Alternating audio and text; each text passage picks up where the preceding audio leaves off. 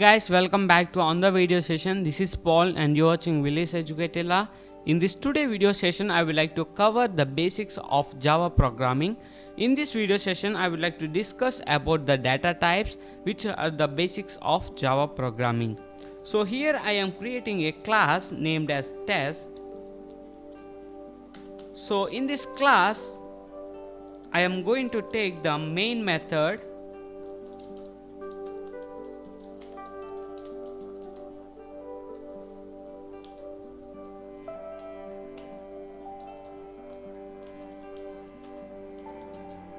So in this main method I am going to take the variables.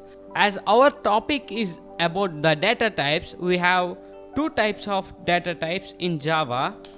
So the two data types are primitive and non-primitive. So these primitive data types are usually used to show the variable values. So and coming to non-primitive, so these are the reference to the object values, because this non-primitive will show the content which refers to a particular object. Okay, so we have 8 types of primitive data types. Among these 8, 4 of them are integer variables and 2 of them are decimal variables and 1 is the character type. So the character type will store only a single value. So in this main method I am going to take each of the variable data types. So first byte. So byte A, and I am going to give some value to this. So byte A equals to 10, and next after that I am going to take short B equals to some 20, and next one is integer int C equals to some 30, and the next one is long, some D equals to 40 something. So these 4 data types are used to represent the integer variables. And next, coming to the 2 types of decimal, so float and the another one is double. Float will store only some few amount of decimal values, while coming to double it will store more number of decimal values. So I discussed about each of the data types in my Java lecture tutorial. So I request you to watch that, and after that you may learn this programming very easily. So here I am creating float some e equals to 34.0 something, and the syntax for this float is, if we take a variable number as 34 point something, at the end of that we have to end it with f. After that double, so double some q or f equals to 466 point something. And next, coming to the character data type. So character is used to store a single variable name equals to some a. Okay, so I stored each of the variables. Now I would like to perform some arithmetic operations here. So I am going to take short result. So it would be better to take long, because here long is the biggest data type in integers. So I would like to use long. So long result. So the result equals to some a minus b, and I would like to take another one as double. So double some z equals to e minus f, and after that I would like to print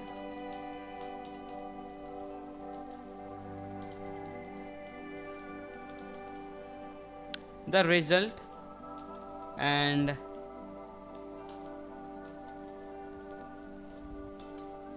I would like to print the the z value. So here I am copying it and pasting it.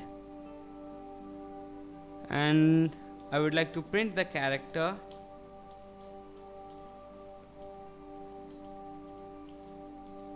So the character is Q. So here I created a simple program and it is showing that C and D are not used anywhere.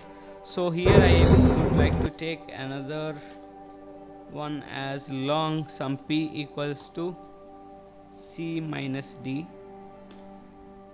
So I would like to print this.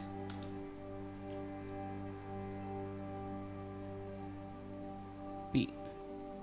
Okay, let us check the result.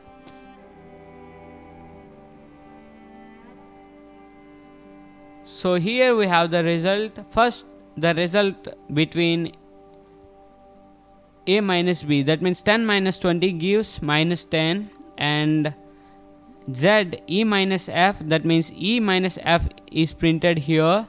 After that we are printing Q, that means the character A is printed here, and after that I am printing P, that means C minus D, we have the output here. So here you may get out that in this long place I would like to take byte. Will it work? No, it doesn't work, because the short is a variable where the large number of integer values are stored, but byte is the shortest integer, so the byte couldn't be taken as the result data type, so it will generate an error. So similarly, for in place of float and double, if I take float, it will generate an error. So here you can see that it is generating an error. So in this way data types are worked. So I think so you understood it. If you have any doubts, comment below. Now let us discuss about the arrays. So here I am clearing all these. So in this main method I am going to declare an array. So int a of equals to new int of. So the actual syntax for an array is int a of is equals to new int of. So in this bracket you will represent the size of an array, or you can declare the values directly in this form. So here I am declaring the values directly. Okay. After that, here I am considering another array which is of string type. So string is usually used to store the words, that means words or sentences where you can store more amount of data. So string some q of equals to new string of. So the actual syntax is you have to represent the string value in double quotes. So I am naming it as Billy and some other name, education and CSC. So here I am typing it as Ravi. So this is the string array. So for printing this I am taking a for loop for int I equals to 0. I must be less than how much of the size of the array. So here you may see that we have the 5 elements. So the array the elements should, so the array positions start from 0. So 0, 1, 2, 3, 4. So we have 5 elements. So the array, for printing this, the size must be less than 5 and we have to increment it. So we will print each of them. System dot out dot print ln. So in this we are going to print a of I. Okay. So after that I am also going to print the string type.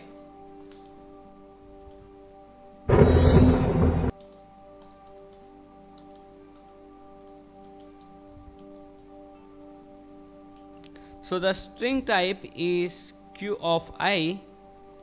So here I am going to print it. So there is no error, and let's run it. So the output is at first position we have 1 and Billy, and the second position we have 2 and education, and at third position we have 3 and CSE. So in this way you can create an array with strings or integers. So strings is usually used to store the strings, that means words, and some sentences too. And you may perform various operations by using a string. In upcoming video sessions I will discuss deep into the session. I think so you will get the easiest steps for performing each program.